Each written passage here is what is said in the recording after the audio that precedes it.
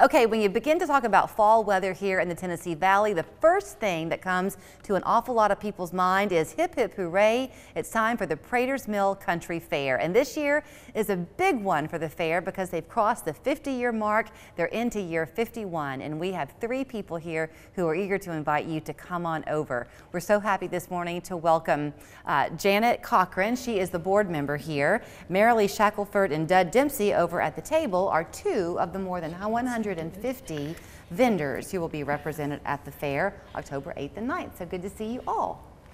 I want to start with you though, Janet, because this is your, how many years have you been a board member with the fair? I've actually only been a board member for a couple of years, but I've been attending Praters Mill, oh my goodness, for probably almost 35 years myself, and I've been involved in helping to promote the fair for a few more years. You come from a tourism background, right? I do. Mm-hmm. So it must be really fun for you to put those years of experience to the task here, because people, it's not just in Chattanooga who are looking forward to going. It is a regional pull. Absolutely. For the fair. We do. We have people that come from all over, both attendees and vendors.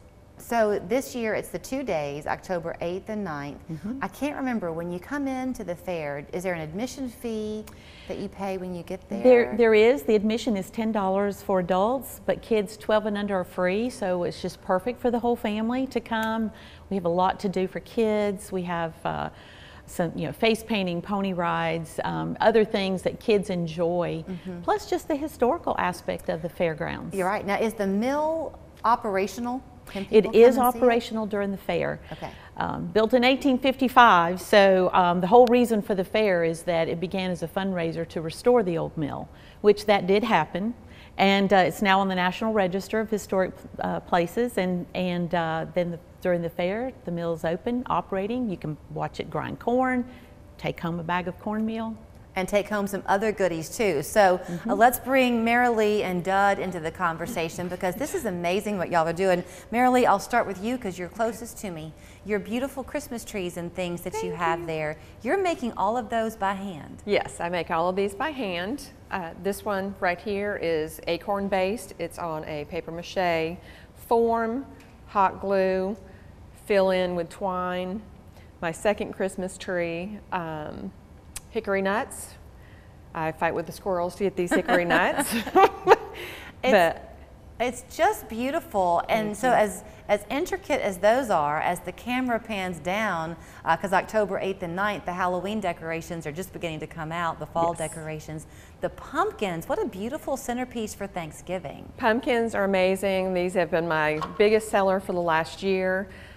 Again, I start off with a paper mache base. I use the jute twine, use the pine cone petals, and then decorate. Everything is natural, everything I've collected from outside.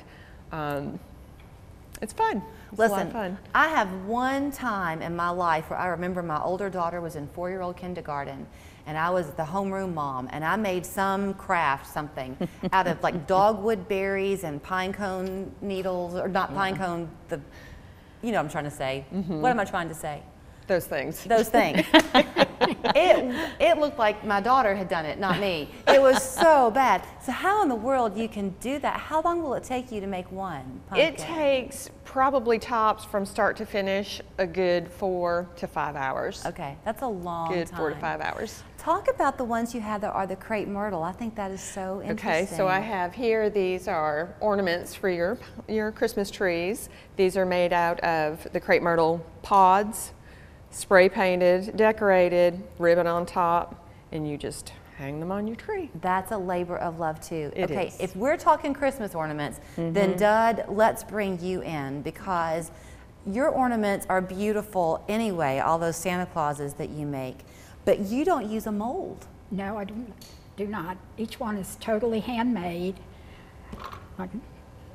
My favorite tool that I use is a sewing needle. And these are made out of polymer clay. And each color that we see on these is its own individual piece of clay. You're not painting them. No, they're not painted at all. It's all done with different colors of clay.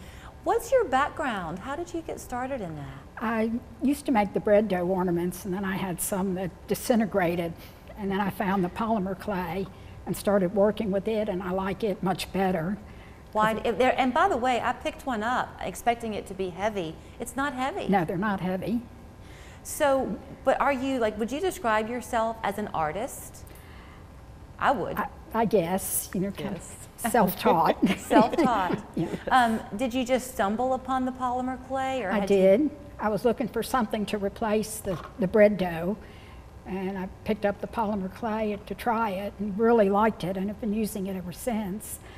I've been making these for about 30 years now. So Mary Lee said that it takes her about 5 or 6 hours to do one of her pumpkins. I would imagine that that's a multi-day process to do one of these. No, I can do one in about 3 hours. Really? Mm-hmm. You must have very good eyesight. I said that to you Strong earlier. glasses. Strong glasses. Readers.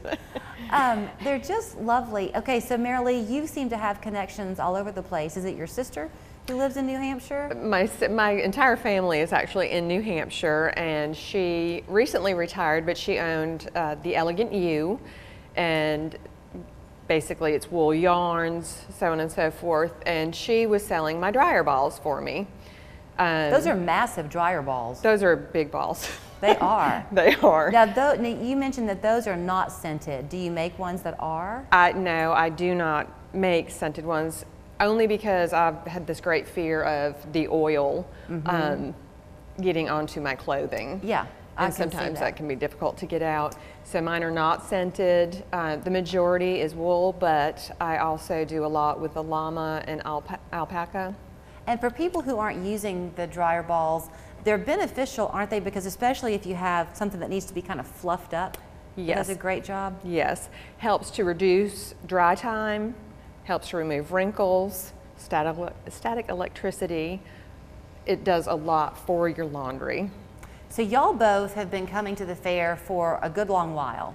I've been this will be my 7th year. And Dud, you think you're on about 10? About 10 years that I've been selling. What is it that keeps you coming back year after year? I think the people, the visitors to the fair, everybody is usually so nice and complimentary about my work. Yeah. And of course, selling them. Yeah, that's a big that boost. does help a little, doesn't it? That's a big boost. You mentioned that you're going to have fun, Janet, for the kids. Walk us through again, kind of that area, besides just roaming the property and. Oh well, we have pony rides, we have face painting. Just children are just fascinated sometimes with we have a historic tractor display, things that they just are not going to see all the time. We have an old caboose there that it's a great photo place. Everybody's doing pictures on the old caboose. So it's just a lot of fun. And the mill itself is interesting just to walk through and to watch the workings of it. And of course, it's on the banks of the creek. So, you know, kids are always interested in water. We talk, right? We talk a lot these days about mental health and ways to de-stress and all that. Just taking a trip over to the fair and having really a step back in time will do so much to de-stress you. I think that's one of the things that sets Praters Mill apart is we are on historic grounds. And not every fair you go to has that ambiance. And so when somebody comes to visit the fair, they're visiting more than just the fair itself and our vendors, which are really the highlight of the fair, but just the ambiance of the historic surroundings, the nature and all of that. We have nature trails and things that they can do outside of the shopping part and the eating part, well, which is really great. Let's get you there so that you're $10 if you're 12 or up, right? If you're 12 and under, it's free. 12 and under is free. So 13 and up, you're going to pay $10. October 8th and 9th, and all those monies raised will go back into supporting and preserving that mill. We're so lucky. Yes. Let me also add, anybody with military ID is free as well. Oh, I'm glad you mentioned that. Yes. Okay, so you can go to pratersmill.org.